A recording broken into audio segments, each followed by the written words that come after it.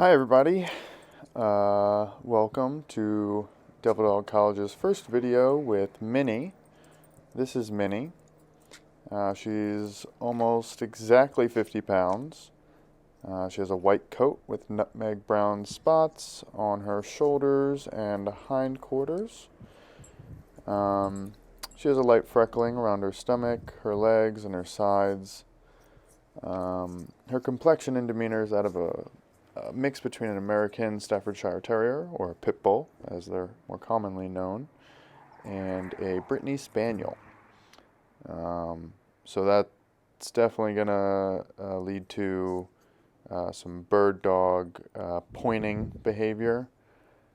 And as you can see on this first initial walk around the neighborhood, we're going to check out a lot of her behaviors that result from a mix between her breeding as well as her training and raising up until this point. She is a rescue. She was in the shelter for the first about 3.5, 4 months of her life, so she definitely has some separation anxiety and some kennel/crate issues, which we'll get to in another post. She is absolutely bursting with potential from nose to tail. She has that pit energy and overall musculature, so every inch of her is just bursting, ready to run, ready to go, and at only 1 year old, she's going to maintain this energy level for a couple of years. So it's important that we start now with some solid foundational training and obedience, as well as leadership training, so that way she's really, really comfortable taking the lead from her owner. As you can see, she is adamant on checking out, like she's going to the bathroom right there, but can not stop herself from checking out everything that's going on.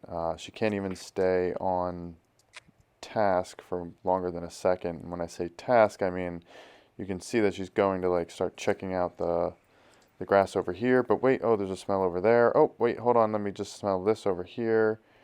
And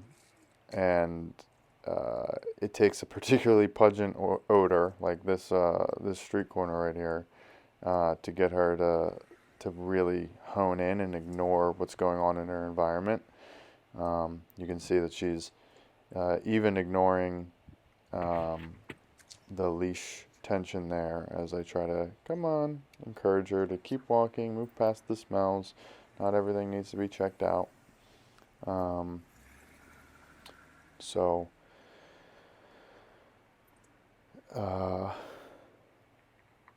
as we get moving here in a little bit, you'll see her attention is just constantly going, whatever is occupying her attention at the moment. And there you go, a little bit of a paw lift there as the car goes by. All kinds of noises going on in the background, very busy part of West Hollywood here. So there's construction going on, there's cars going by, and you can see every couple feet she's got to duck her head and check out this smell. Let me walk over here, let me check this out. You can see that her gait, her pace, I should say, is staggered. So she'll speed up, she'll slow down, she's at the mercy of her environment, is what I would say. If something loud or obstructive comes nearby, she'll very likely get scared, duck, try to hide. The good news is that a second later, she will be, ready to go. She bounces back really quickly, which is encouraging to see.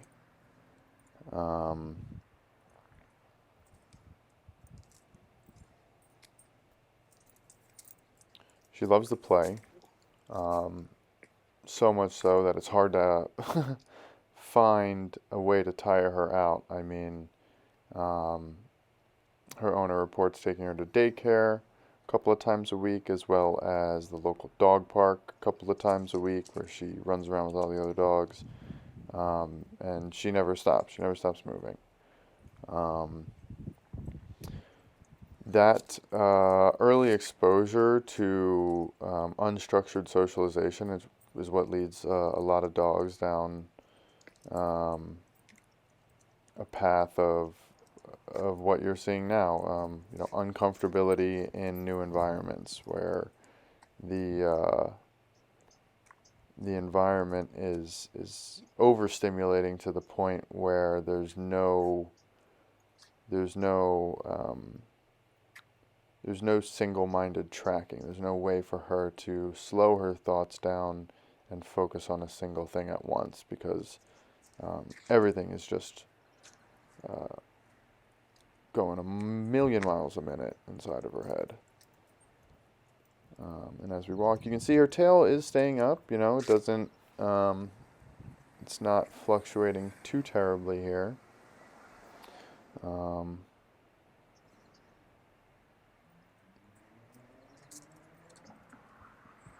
And see, she's looking behind her, checking out whatever's going on back there. Every area of the sidewalk must be investigated. Every area of the street must be smelt. Again, I'm only applying light pressure here just to say, hey, remember this is supposed to be a walk. Trying to do as little active coaching as possible. Trying to let her natural behaviors, express themselves. Trying to get a good feel for her personality.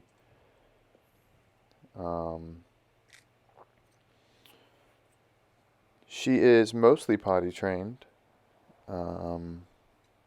She is very good at using her vocalizations to let you know she has to go to the bathroom. However, she will not hold it. So, giving her a more concrete way to say I have to go to the bathroom is going to be key to sort of teaching her and coaching her on, just because you tell me, just because you're whining that you have to go out doesn't mean you get to unload the second you walk out the door, or even right before that, right out the door. And again, you can see she's just looking this way, looking that way, unsure steps. It's at roughly this point, I'm letting her lead the walk. I'm letting her kind of decide which streets we're taking, which sidewalks we're going down.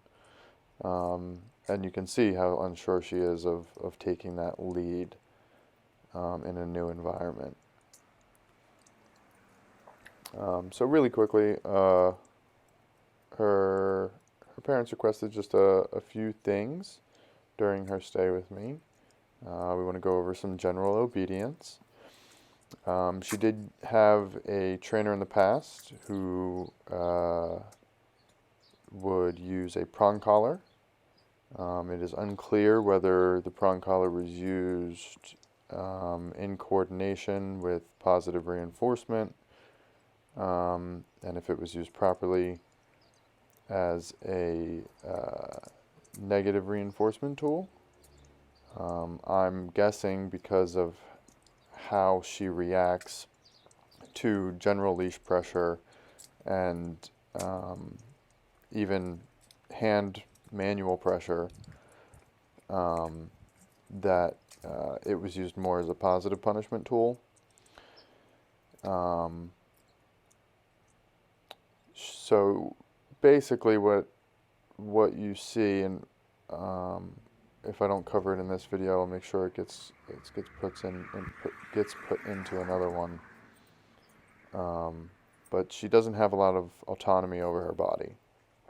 Basically, anywhere you want to put your hands on her, her body will just cave in and fall right to the floor under the slightest little bit of pressure. So she's very quick to give up, which is an indicator of a heavy-handed trainer in the past. So it's going to be very important that we use a soft touch, and we're very careful with our corrections as we progress through the training. We want to build her confidence up so that she feels in control at all times, and that's what's going to bring down some of the impulsivity as well as the reactive nature she has to not all dogs, but a few other dogs that she might see out on a walk. She tends to hone in on them and gets becomes very protective of her proximity. So general obedience drills will help sort of clear some of that anxiety up. Another thing that her parents wanted us to work on is transit preparation. So Minnie is, luckily for her, destined for a life of travel. There will be lots of restaurants, lots of public spaces, and of course lots of public transit, trains, planes, automobiles, buses, that she's going to have to not only feel comfortable on, but feel in control, as well as, there to provide companionship for her owner. So, getting her to a point where she's mentally and emotionally stable enough to go into different environments and not act the way that she's acting in this video is going to help her for that. Right now, it would probably it'd be too much to take her to an outdoor mall even. You can see how agitated she is by the environment just on a normal walk through the neighborhood, let alone a place with hundreds of people. Obviously, she's going to have to work on her ability to be friendly to new people as well as dogs. She has a tendency when she meets people to jump on them and get a little needy. Not necessarily mouthy, but definitely likes to use her, just like all pits, use her tongue and use her mouth for affection and to build a quick relationship. She's very quick to acquiesce, so that tongue comes flying the second she gets near your hands, gets near your face. And while that's cute and not at all a bad thing if you're her owner, for strangers that's a behavior that we want to sort of curb a little bit, and make sure she knows that there are certain times that she's allowed to be friendly and certain times that it would be better if she sort of maintained her space and respected others. And then the final and main thing that we're expecting to work with her on is her separation anxiety. Because of her early life in the shelter and, possibly worse, depending on what was going on before she was surrendered. The second you leave her alone, in a room, in the kennel, once you're out of sight, it's an immediate screech-like barking, yelping, despair, destitution. It's really disheartening, but it's an easy fix. All we have to do is, reacclimate the space and retrain the space to be a happy and positive one where she gets lots of love, affection, and treats.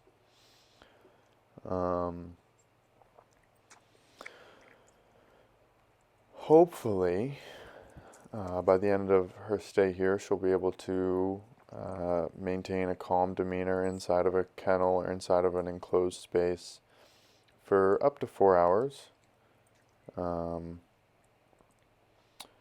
Which is